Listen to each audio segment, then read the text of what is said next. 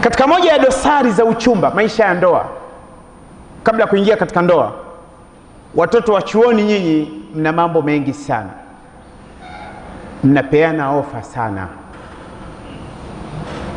mnakaa sehemu mnakunywa juisi masaa mawili.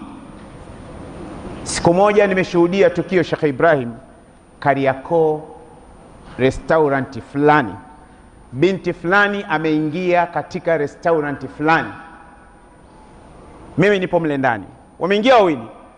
Mimi kama mimi, mkiingia pahala najua kabisa kwamba hawa ni wanafunzi, najua. Basi walipoingia, mimi nikawa na business zangu tu, nakunywa chai.